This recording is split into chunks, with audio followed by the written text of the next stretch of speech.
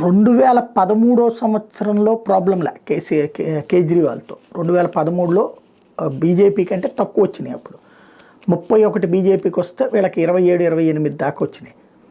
అప్పట్లో బాగానే ఉన్నాడు, చాలా హుందాగానే ఉన్నాడు, బాధ్యతాయుతంగానే ఉన్నాడు.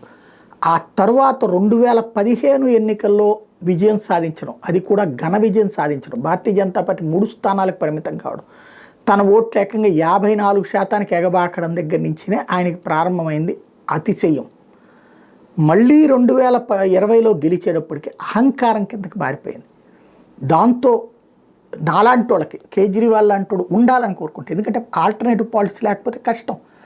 భారతీయ జనతా పార్టీ చేసేదాన్ని కరెక్ట్ అవ్వవు, దాంట్లో కొన్ని తేడాలు వస్తాయి. ఆ తేడాలకు పరిష్కారం చూపించే పరిస్థితిలో కాంగ్రెస్ పార్టీ లేదు, లేదా కాంగ్రెస్ కొన్ని పద్ధతులు చెప్తుంది, దానికి పరిష్కారాలు చూపెట్టే మార్గం బీజేపీ దగ్గర ఉండదు. ఇద్దరు కొన్ని విషయాలు పాలసీలు ఒకటే అవుతాయి. మరి అట్లాంటప్పుడు ఆ పాలసీలు కానటువంటి మూడో వ్యక్తి ఉండాలి. తృతీయ ప్రత్యామ్నాయం అనేటువంటిది ఆంధ్రప్రదేశ్లోనే జాతీయ రాజకీయాల్లోనే అవసరం.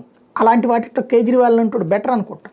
కానీ సమస్య ఎక్కడ వచ్చిందంటే అహంకారంతో మాట్లాడడం, హిందుత్వాన్ని ద్వేషించడం, దేశానికి సంబంధించినటువంటి నాశనం చేయాలనుకుని చీడ పురుగుల్ని ఆదరించడం అన్నటువంటి దగ్గరనే నాలాంటి వాళ్ళకి కోపం వచ్చింది.